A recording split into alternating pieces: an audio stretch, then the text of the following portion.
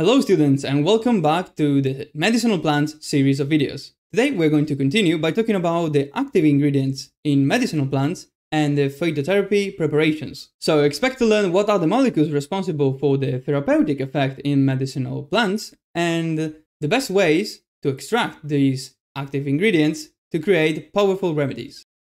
Hi, I'm Tommy. I'm a human nutrition student and researcher at the university. What I do in this type of videos is to synthesize my classes at the university, so then I can explain and teach you the best and most valuable information you need to know. So let's begin by talking about the active ingredients of medicinal plants.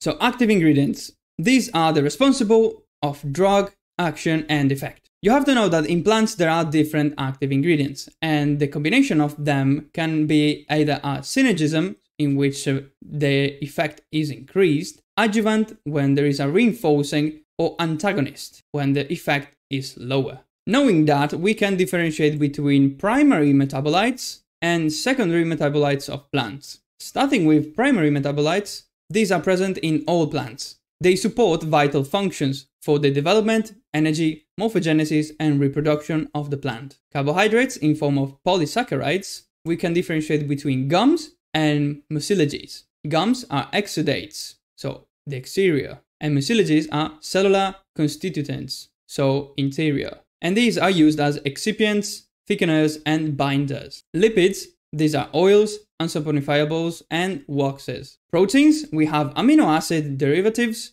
or plant proteolytic enzymes. The cyanogenetic heterozytes are very dangerous because when there is a broken vegetable, they split into sugar and cyanidrine, which is very toxic, and we can find it in cherry laurel distilled water, for example. Glycosinolates, these are sulfur heterozytes derived from amino acids, and we can find them in brassicas. This is a glucose with a potassium acid sulfate and an allyl isothiocyanate, which has rubefacient properties. And then we have sulfur compounds that oxidize into volatile sulfides, for example in the garlic bulb. Then proteolytic enzymes, such as papain, which is a proteolytic enzyme from green papaya fruit, or bromelain, which comes from the American pineapple fruit. These are used to improve digestion and healing of sores and skin conditions. These are enzymes indeed. On the other hand, we have secondary metabolites.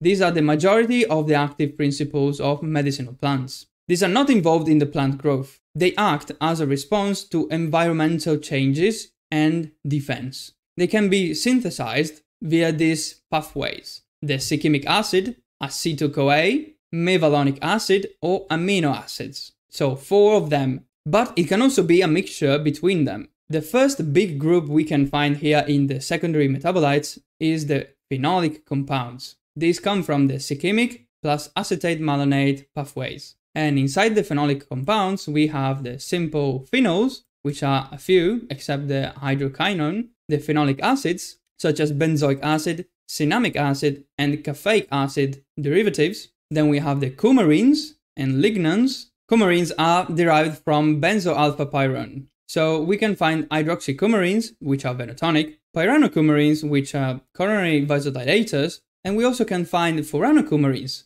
For example, the psoralen, which has a photosensitivity activity for psoriasis, for example, for the skin. Lignans, these are 2 unit dimers derived from 1-phenylpropane. They are semi-synthetic podophyllitoxin derivatives, and they have anti-tumor and antiviral activity. And then we have the flavonoids, and inside the flavonoids stricto sensu, which are yellow, and they have vitamin P property. Vitamin P property means they are vasoprotectants, and they are also antioxidants. Then anthocyanins, these are red, pink, blue, and violet, as you can see, very colorful, and they are heterozytes. These indeed are anthocyanosides with genins. They also have vitamin P factor, which means that they are capillary venous protectors. As you can see, protectors here and protectors here as well. They have the capacity to increase the twilight vision, which is very interesting, and they are considered antioxidants and atoxic coloring agents.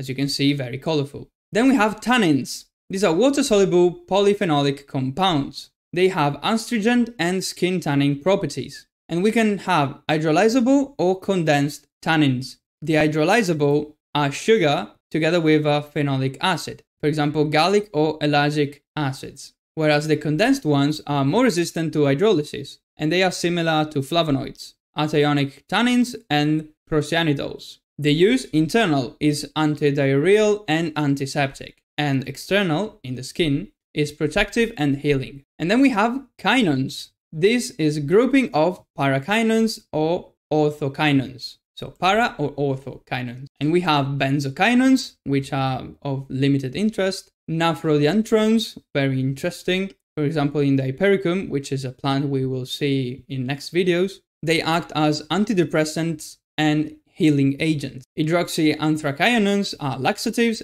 and naphthoquinones are antibacterial, fungicidal, and antiviral. Now it's time to talk about the next big group, the terpenoids. They come from the mevalonic acid pathway. These are coupling pentacarbon units, penta 5, derived from isoprene. So as you can see, we have mono and sesquiterpenes. Monoterpenes is 10 carbons. Sesquiterpenes is 15 carbons. These are essential oils. They have various properties such as antispasmodic, antiseptic, diuretic, rubefacient, topical, expectorant, and anti-inflammatory as well. We can find them in the eucalyptol and menthol, and we also have to mention the iridoids here, the bicyclic monoterpene, and this is present in the valerian root, for example. Then we have diterpenes. This is 20 compounds. As you can see, 10, 15, and 20. Some of them are toxic, or they have therapeutic potential. And here we have to mention the taxol for the cancer treatment, and the stevicide as a sweetener in the stevia. Then we have the triterpenes and steroids, which are triterpenes without free methyl groups. These are 30 carbons compounds, cyclization of squalene and pentacyclic, always hydroxylated in the carbon number 3. We have saponizides and cardiotonic heterosides. So saponins, heterosides, which are hydrolyzed, and they form gennins and sugars, because heterosides are indeed combinations between sugars and something else. So every time we have an hydrolysis, we have sugars and, for example, here gennins. Tritopenic or steroid gennin to produce foam by agitation. This indeed can act as detergents, and they have hemolytic and pharmacological properties. On the other hand, the cardiotonic heterosides, they are steroidyl heterosides with specific action on the cardiac muscle. They have a very narrow therapeutic range, so they can be very toxic. And the digoxin is a notable example. Indeed, digoxin can be very toxic if taken in a little bit more than the therapeutic range. And then we have carotenoids. So these are 40 carbons compounds, tetraterpenic molecules with conjugated double bonds and intense color. These are precursors of vitamin A indeed, and they are used as natural non-toxic dyes, natural coloring agents such as peppers and saffron. This is, for example, the beta-carotene we can find in carrots or egg yolk. These are carotenoids. And now, as the last group of secondary metabolites we can find in medicinal plants, we find the alkaloids, derived from the amino acids pathway. Nitrogenous substances derived from amino acids, usually toxic, with significant pharmacological properties. And here we find the pseudoalkaloids, which are not derived from amino acids, but they do have a similar action. Protoalkaloids, which are simple amines, and imperfect alkaloids, which are derivatives of puric bases. The actions they have are, for example, stimulant of the central nervous system, the caffeine, parasympatholytic, so limiting the parasympathetic nervous system, activating the other one, the sympathetic, atropine, local anesthetic, the cocaine, and hallucinogenic, mescaline. And inside alkaloids, we find the hepatotoxic pyrrolizidine alkaloids. These have a very high toxicity, and we must not use the plant. We must avoid the plant here. We have to use the substances already isolated, which is very, very important. So now let's take a look at the phytotherapy preparations and methods of administration. We call them galenical or herbal preparations. They are homogeneous products obtained by subjecting a herbal drug to some processes. This is to obtain infusions, herbal teas, extracts, distillates, and so on. The purpose, duration, route, and patient are the factors that we need to take in account when we create these preparations. Also, the way of administration can be oral, cutaneous, rectal, vaginal, ophthalmic, and optic. So all of these conditions the form of administration because it's not the same a child versus the elderly, for example. And the direct use of the drug versus the transformation to pharmaceutical form has higher accuracy and higher stability in favor of the pharmaceutical form, of course. We have much more control there. What are the types of use we have here? We have the direct, the oral, the cutaneous, and others. We have tisanes. This is an aqueous solution consumed immediately. Easy, little drug consumed, can be clumpable. It's very pleasant, but is not very stable. These are, for example, infusions, macerations, and decoctions. Infusions are boiling water over dry drug to cover it and then wait 5 to 10 minutes and drink immediately. We use the soft parts of the drug, such as leaves, for example. On the other hand, we have the decoction, which is boiling water, same as infusion, but it goes together with the drug for 5 to 20 minutes. Then we turn off the heat and we rest it for 10 to 15 minutes. We filter and we drink it. And here we use the hard parts, such as the rhizome and the root. So the main difference is that here we cook with the drug for 5 to 20 minutes. And here we just add the boiling water over the dry drug. And then we have macerations, which is the extraction at room temperature using solvents, such as water in tisanes, less than 24 hours,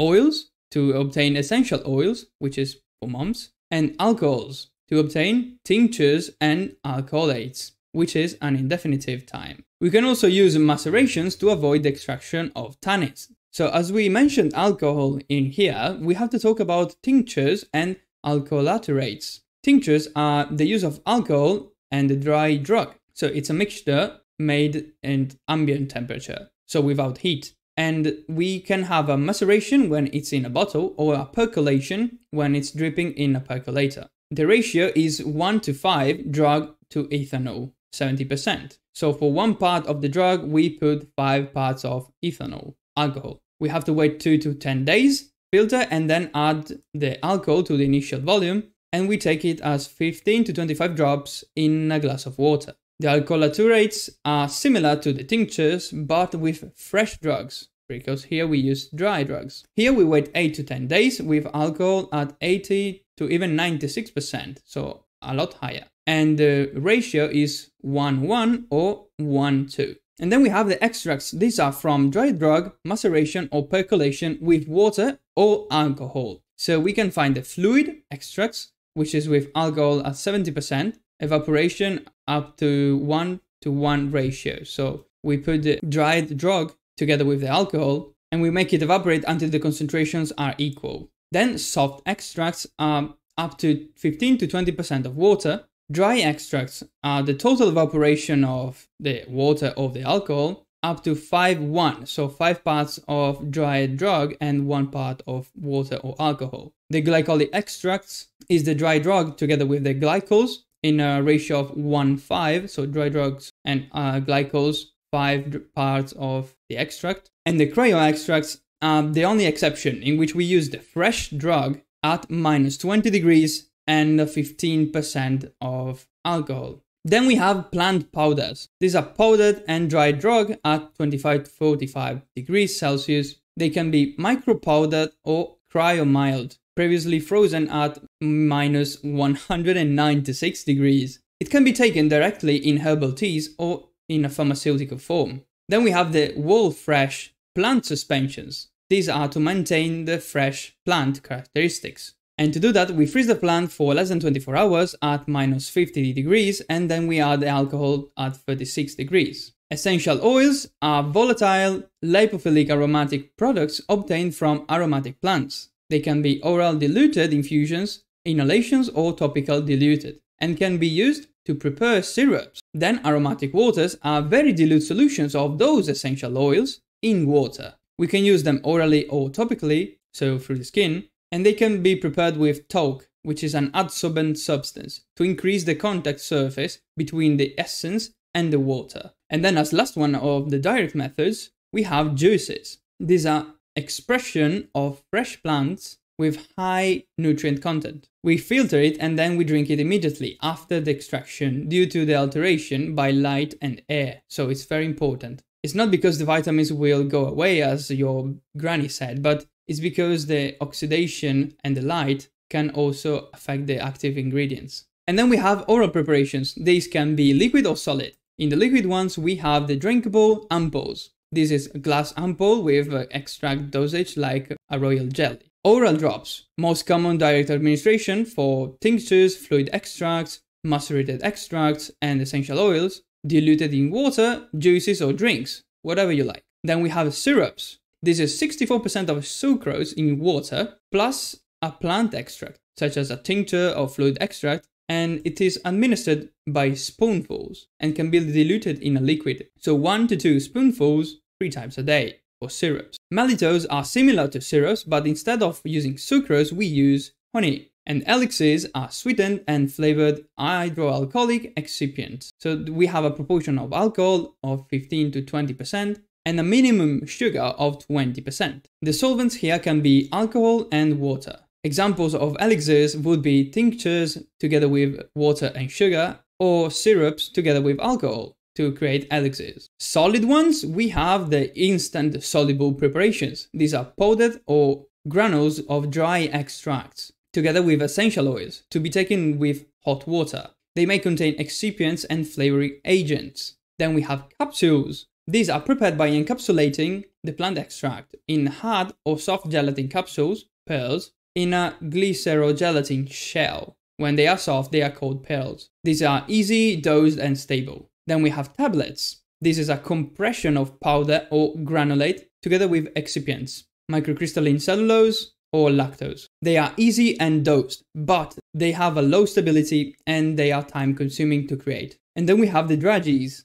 These are glossy, colored, sugar-coated tablets. Indeed, they are tablets, but with sugar. And they are easy, dosed, but they have low stability and they are time consuming as well as tablets. Moving on, we have cutaneous methods of administrating medicinal plants. So liquid ones are liniments and lotions. Liniments are the mix of plant extract with an oil or alcohol base and applied to the skin by massage. These are meant to treat muscular and joint conditions. And then lotions are a mix of plant extracts with a water base and applied to the skin as a compress or spray. This is to treat skin and muscle conditions. So here, muscles and joints, and here, skin and muscles. And the solid cutaneous methods are ointments. This is a mixture of plant extract with a base of Vaseline, which is hydrophobic, lanolin, absorbent, or water, hydrophilic. So as you can see, it can be 3 of those, to treat skin conditions. Creams, of course,